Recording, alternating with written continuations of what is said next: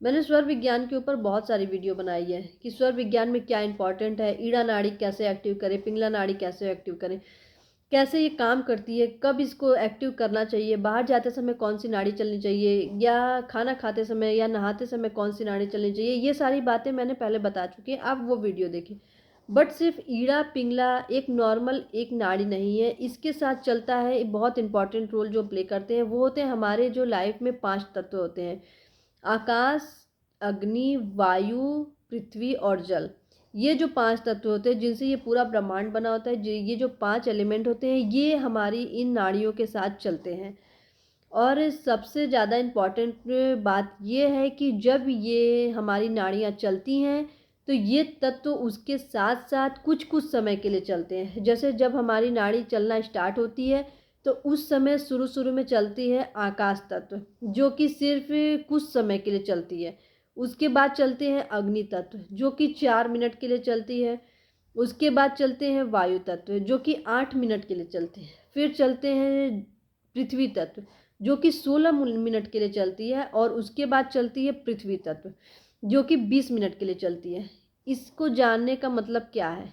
इसको बताने का मतलब ये है कि जब भी आप अगर नाड़ी पे थोड़ा वर्क कर चुके हैं, अगर आप लोग को ये पता चल चुका है कि किस समय में कौन सी नाड़ी चलानी है या किस समय बाहर जाते समय कौन सी नाड़ी एक्टिव करनी है, तो उतना करने के बाद अब आप लोगों को क्या करना है? अब आप लोगों को ये तत्व जानना है कि कौन से समय पे आपका कौन सा तत्व चल रहा है। अगर आप लोग ये जान लिए तो समझ लीजिए आप लोगों को बहुत ज़्यादा फायदा होने वाला है कि अगर आप ये जान पाते हैं कि आपका तत्व किस समय चल रहा है। जानना कैसे है? जब भी आप अपना जो भी नाड़ी चल रही है, आप अपने नाक के नीचे ऐसे हाथ लगाएं और जिस भी नाड़ी जिस भी नॉस्ट्रिल से सांस आ रही है आप उसको अपने हाथ पे ऐसे फेंकें। जितने दूर पे आपकी ये सांस आ रही है, जैसे मैं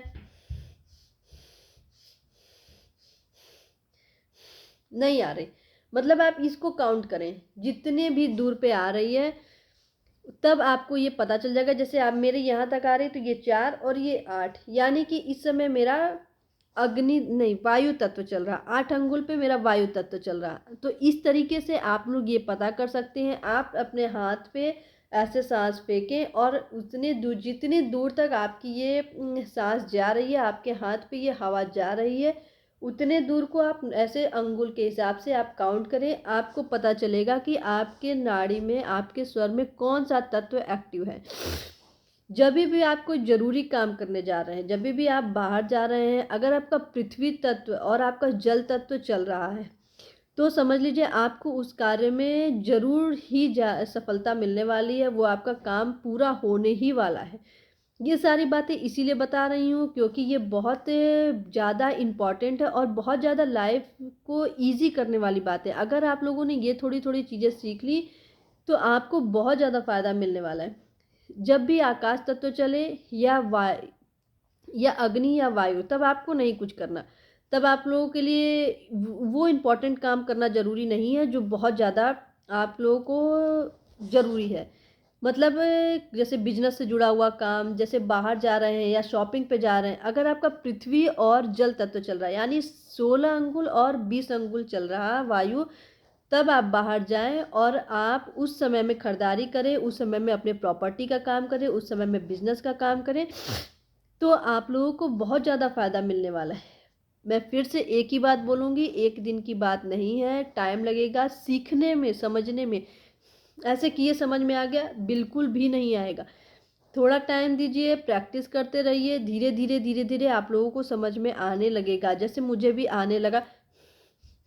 नहीं जा रही हवा, मतलब अभी मेरा 8 से 4 हो गया, मतलब ये बहुत जल्दी जल्दी समय पे चेंज होता रहता है। तो आप लोगों को इन सारी चीज़ों का भी ध्यान देना होगा। अभी आप यहाँ से निकले, आपका जल चल रहा था, थोड़ी देर में आपका फिर से आकाश चलने लगेगा, फिर वायु चलने लगेगा, फिर अग्नि चलने लगेगा, ऐसे आपका तत्व चेंज होता रहेगा। तो आप लोगों को प्रैक्टिस करनी है और उस पर काम करना है, तभी जाके आप लोगों को पता चलेगा कि कौन सा तत्व चल रहा है और आपको कौन से समय पे कौन सा कार्य करना है। अगर आपका पृथ्वी और जल तत्व चल रहा है, अगर आप उस समय में अपना कोई इंपॉर्टेंट कार्य कर रहे हैं, आप लोग को जरूर सफलता मिलने वाली है। ये बात एकदम सत्य है। तो आप लोग इस चीज़ पे काम करें, इस चीज़ पे मेहनत करें। आप लोगों को थोड़ी प्रैक्टिस के बाद ये सारी चीज़ें आ जाएंगी तो आप लोगों की लाइफ थोड़ी ईजी हो जाएगी। ये बताने का मतलब ये है कि आप लोग इन सारी चीज़ों से बहुत दूर आजकल लोग रहने लगे हैं। मुझे भी नहीं पता था, मैंने भी देख के सीख के पढ़ा है, पढ़ के सीखा है, तो मैंने आपको बताया। आप लोग भी इसको कर कर के सीख जाएंगे, इसलिए प्लीज़ प्रैक्टिस करें, प्लीज़ थोड़ा सा ध्यान दें, ये बहुत इम्पॉर्टेंट है। अगर आप लोगों को फ़ायदा मिले तो प्लीज़ आप लोग मैसेज करें, या अगर आप लोगों को कुछ ना समझ आए तो प्लीज़ आप लोग कमेंट करें। आप लोग बताएं कि क्या समझ नहीं आ रहा। अभी इसमें और कलर भी आते हैं, बट मैं थोड़ा थोड़ा करके बताती हूँ ताकि आप लोगों को समझने में आसानी हो जाए कि एक बार में एक ही चीज़ सीखेंगे तो ज़्यादा अच्छा होगा। धीरे धीरे करके बताऊँगी तो आप लोगों को समझ में भी आएगा और आप लोगों का करने में इंटरेस्ट भी आएगा। एक ही बार में सारा करेंगे, कुछ समझ में नहीं आएगा, सारा मैस ही हो जाएगा और सारी चीज़ें ख़राब होने लगेंगी।